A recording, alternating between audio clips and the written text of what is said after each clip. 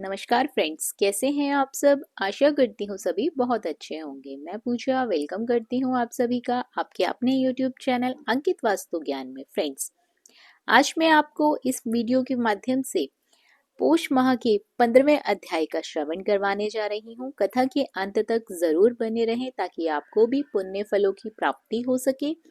आगे की कथा इस प्रकार है। श्री नारायण जी बोले, हे नारद जी, भगवान के साक्षात दर्शन करते हुए सुदेव ब्राह्मण गदगद वाणी के भक्त वत्सल भगवान कृष्ण की स्तुति इस प्रकार करने लगा।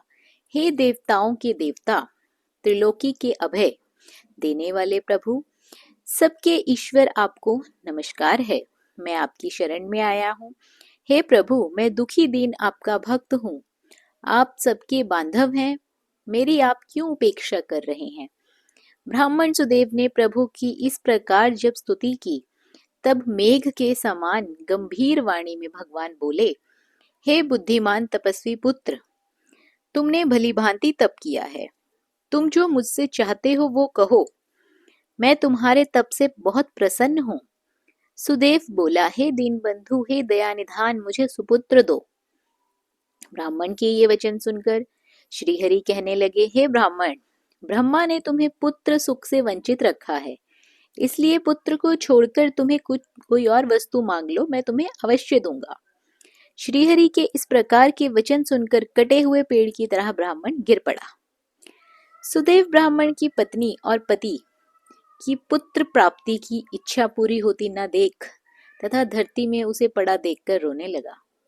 बड़ी कठिनाई से धैर्य धारण करते हुए अपने गिरे हुए पति से बोली, हे नाथ उठिए, क्या मेरा वचन भूल गए। विधाता ने जो भाग्य में सुख दुख लिख दिया है, अपने कर्मों के अनुसार उसे मनुष्य को भोगना ही है।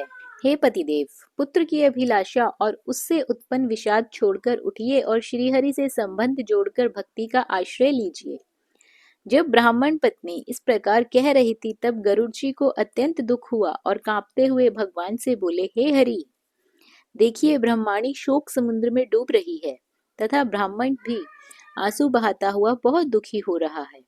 हे दीन बंधु, दया के समुंदर, आज आपकी वह दया कहाँ गई जो भक्तों पर रहती थी।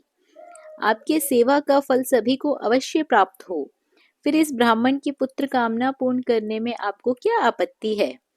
जो दानी हाथी दे दे, वह अंकुश देने में क्यों दुखी होगा। हे प्रभु, इस प्रकार तो आज से कोई भी आपके चरणों की सेवा नहीं करेगा। अगर इसे पुत्र न दिया तो आपकी महिमा तो नष्ट हो जाएगी, इसलिए इसे एक पुत्र अवश्य दे दीजिए। भक्त सुदामा आपकी आराधना से पूर्ण सुखी बन गया था। आपकी कृपा से ही गुरु संदीपन को मेरे मरे हुए पुत्र की पुनः प्राप्ति हुई।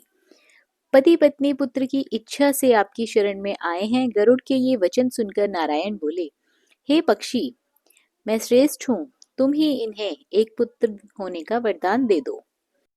फ्रेंड्स, ये था अध्याय 15वां। आशा करती हूँ ये सब कथाएं आपको पसंद आ रही होंगी और पूरी संपूर्णता से आप इनको सुन रहे होंगे, ताकि आपको भी पुण्य फलों की प्राप्ति हो सके, मोक्ष की प्राप्ति हो सके, वैकुंठ धाम की प्राप्ति हो सके, घर में सुख समृद्धि आ सके। जय श्री हरि विष्णु। आशा करती हूँ श्री हरि विष्णु की कृपा दृष्टि सदैव सबके परिवार पर यूं ही बनी रहेगी। वीडियो पसंद आए तो वीडियो को लाइक और शेयर अवश्य कर लें। चैनल पर पहली बार आए हैं, इस तरह की कथा कहानियां आपको भी अच्छी लगती हैं तो चैनल को सब्सक्राइब करना बिल्कुल ना भूलिए। बने रहिए आपके अपने यूट्यूब चैनल अंकित वास्तु ज्ञान में। धन्यवाद।